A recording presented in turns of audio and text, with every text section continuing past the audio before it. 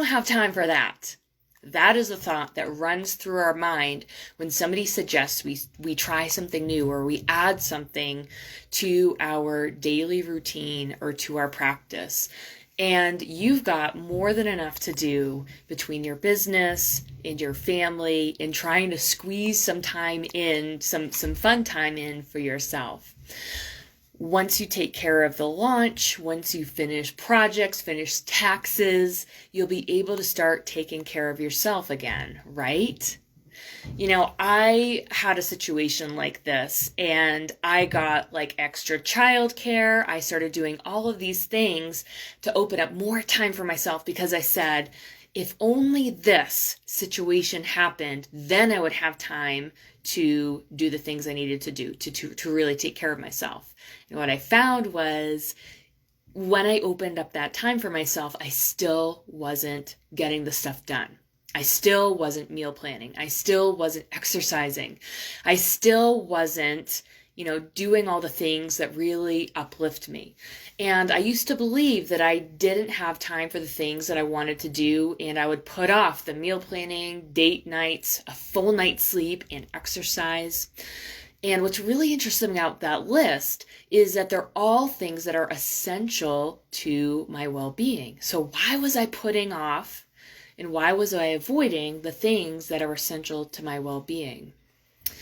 And, I had 24 hours then, just like I have 24 hours today. And the reality was I was just prioritizing other things over my well-being. And the result was that I was extra stressed. I wasted a lot of time worrying and being stressed and making all kinds of mistakes because I wasn't thinking clearly and I wasn't coming from an aligned place.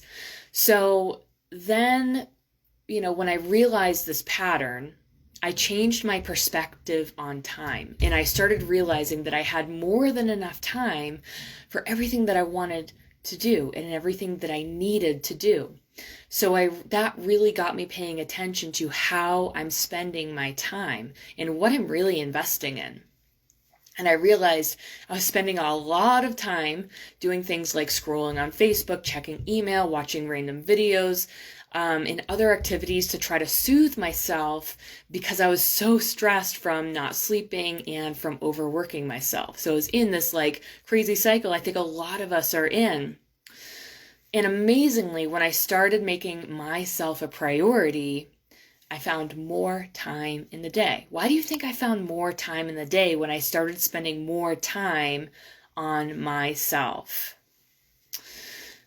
Because I started spending more time on fulfilling my most important needs, I was operating from a more effective space and a space of confidence and flow. And you've seen this, when you're in a space of confidence and flow, things just happen more easily. You get things done more quickly, and everything is so much more effective. So are there any activities that you have been avoiding? And what would you gain from making that a priority? And what are you willing to let go of in your day in order to make room for that? And what are you making room for? By letting go of one thing, you're making room for something else. So what is that? Remember, every yes is a no to something else, and every no is a yes to something else. So let's get really conscious on what are we saying yes to and what are we saying no to?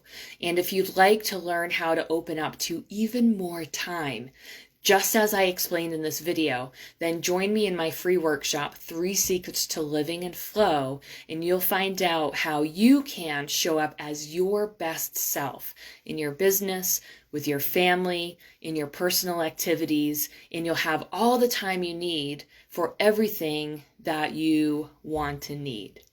So let me know in the comments, your thoughts on this and your experience with this, and I hope to see you in that workshop. I'm going to put the link down below somewhere, so just hang out for a minute while I do that, and if you're watching the replay, then you'll see it somewhere in the comments.